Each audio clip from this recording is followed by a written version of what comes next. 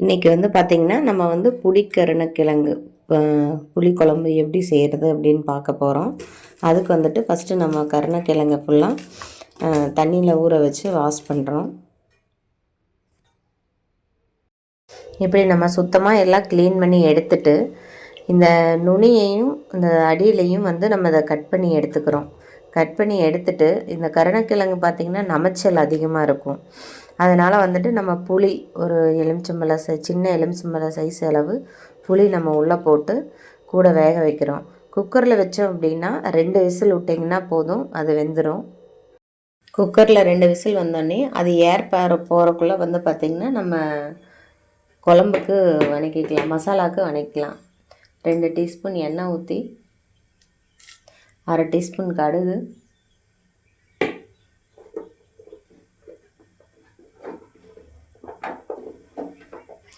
ஒரு 200 கிராம் சின்ன வெங்காயம்,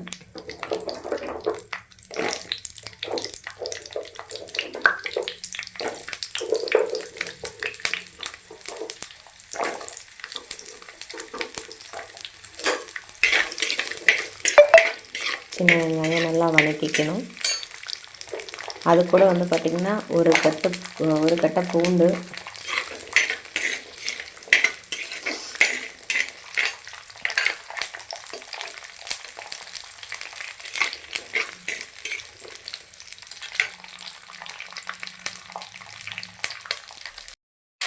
இப்போ வந்து பார்த்திங்கன்னா வெங்காயம் பூண்டு நல்லா வதங்கிட்டு இருக்குது. அதுக்கப்புறம் வந்து ஒரு கொஞ்சம் கருவேப்பிலை சேர்த்துக்கிறோம்.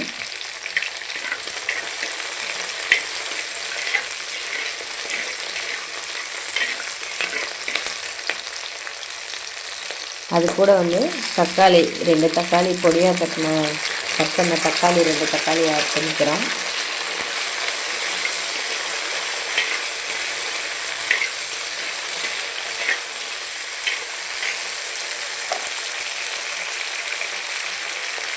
கூடவே கொஞ்சம் மஞ்சள்தூள் ஆட் பண்ணிக்கிறோம்.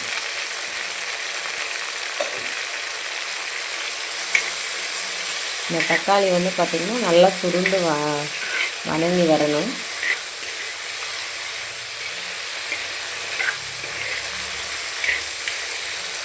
தக்காளி வந்து பார்த்திங்கன்னா நல்லா சுருண்டு வதங்கி வந்திருக்கு.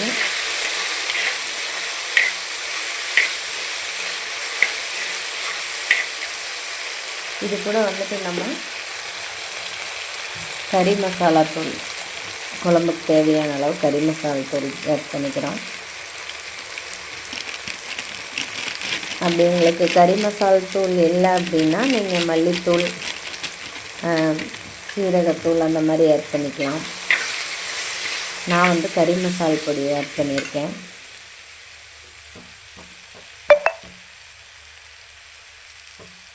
அது கூட வந்து பார்த்திங்கன்னா ஒரு 1/2 டீஸ்பூன் தனி மிளகாய் தூள் சேர்த்துருக்கேன் காரத்துக்கு.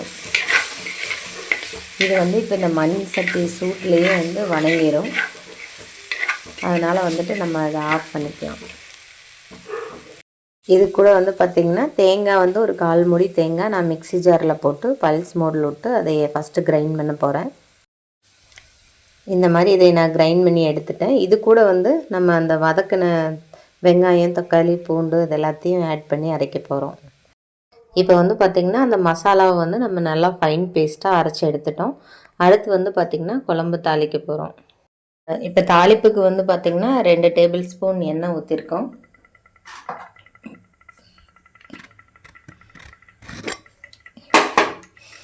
எண்ணெய் நல்லா காஞ்சதுக்கப்புறம் ஒரு கடுகு கொஞ்சம் போட்டுக்கிறோம் தாளிப்புக்கு.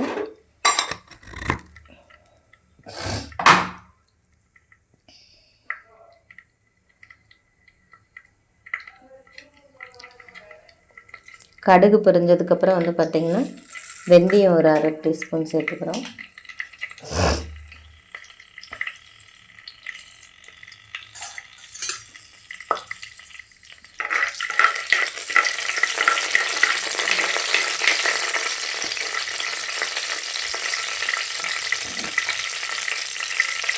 அடுத்து வந்து பார்த்திங்கன்னா சீரகம் ஒரு 1/2 டேபிள் ஸ்பூன் சேர்த்துக்கிறோம்.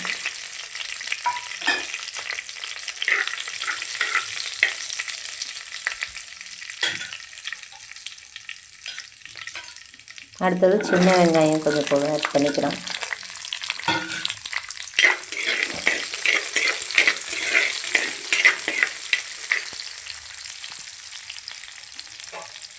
கருவேப்பிலை கொஞ்சம் ஆட் பண்ணிக்கிறோம்.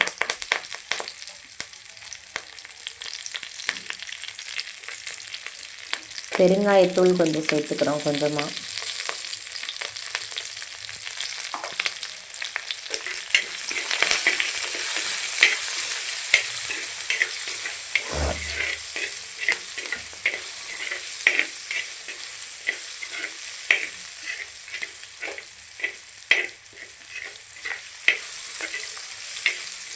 நல்லா வெங்காயம் வணங்கட்டும், வதக்கி விட்டுட்டுருக்குறோம்.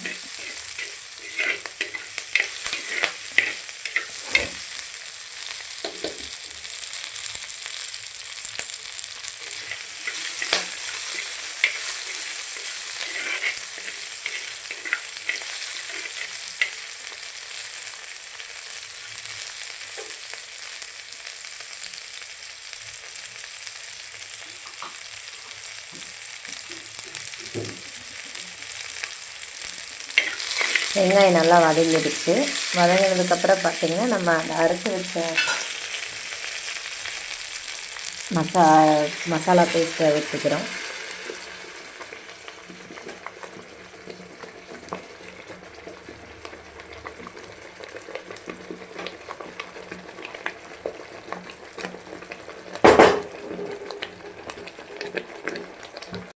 இது கூட வந்து பார்த்திங்கன்னா ஒரு லெமன் சைஸ் புளியை வந்து நான் புளி தண்ணி கரைச்சி வச்சுருக்கேன்.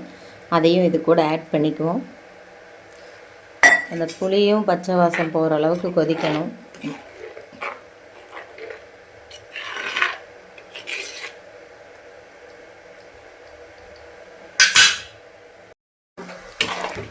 தேவையான அளவு கொஞ்சம் தண்ணி நம்ம மிக்ஸி ஜாரை அப்படியே கழுவி உள்ளே ஊற்றிட்டு, கொஞ்சம் இது குழம்பு வந்து பார்த்திங்கன்னா திக்காக இருந்தால் தான் நல்லாயிருக்கும். நல்லா இந்த மசாலா வாடையெல்லாம் போகிற அளவுக்கு நல்லா அது மசாலா வேகட்டும். அதுக்குள்ளே நம்ம வந்து கருணக்கிழங்கு வேக வச்சதை உரிச்சிட்டு வந்துடுவோம். கருணக்கிழங்கு வந்து நம்ம உரித்து கட் பண்ணி வச்சுருக்கோம். குழம்பு வந்து பார்த்திங்கன்னா நல்லா கொதிச்சிட்ருக்கு. எண்ணெய் பிரிஞ்சு வர்ற அளவுக்கு கொதிச்சிருச்சு. பச்சை வாசம்லாம் போயிடுச்சு.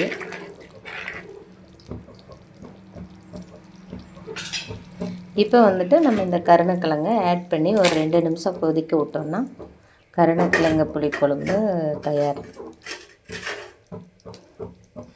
இது வந்து பார்த்திங்கன்னா நிறைய மருத்துவ குணம் இருக்குது இதில். நம்ம இப்படி திக்காக வேணுங்கிறதுக்காக குழம்பு திக்காக வச்சுருக்கோம். ஏன்னா அப்போ தான் நல்லாயிருக்கும். குழம்பு தண்ணியாட்ட இருந்தால் நல்லா இருக்காது. இதில் நிறைய மருத்துவ குணங்கள்லாம் இருக்கும். லேடிஸ்க்கு வந்து பார்த்திங்கன்னா இந்த மாதவிடாய் பிரச்சனை, ப்ரெஷர் இருக்கிறவங்களுக்கு பிபி கண்ட்ரோல் பண்ணும். இது நிறைய மருத்துவ குணங்கள் இருக்குது இதில். இப்போ குழம்பு வந்து பார்த்திங்கன்னா நல்லா கொதிச்சிட்ருக்கு. பச்சை வாசம் போகிற அளவுக்கு கொதித்து மேலே அந்த எண்ணெய் பிரிஞ்சு வர அளவுக்கு கொதிச்சிருச்சு. உப்பு ஆட் பண்ணிக்கலாம். நம்ம இப்போ கொஞ்சம் தேவையான அளவு உப்பு ஆட் பண்ணிக்கிறோம். அப்புறம் இன்னொரு விஷயம் பார்த்திங்கன்னா, இந்த குழம்பு வந்து பார்த்திங்கன்னா இன்றைக்கி வச்சுட்டு நம்ம நாளைக்கு சாப்பிட்டோம் அப்படின்னா டேஸ்ட்டு நல்லாயிருக்கும். ஏன்னா அந்த கருணக்கிழங்குல வந்து அந்த புளிப்புத்தன்மை, காரத்தன்மை இதெல்லாம் வந்து உள்ளே இறங்கியிருக்கும். அப்போ வந்துட்டு இன்றைக்கி வச்சுட்டு நம்ம நாளைக்கு இந்த குழம்பு சாப்பிட்டோன்னா டேஸ்ட்டு சூப்பராக இருக்கும். மீன் குழம்பு டேஸ்ட்டு வரும். இந்த வீடியோ பிடிச்சிருந்துச்சுன்னா எங்களோட சேனலை சப்ஸ்கிரைப் பண்ணிக்கோங்க, ஃபாலோ பண்ணிக்கோங்க.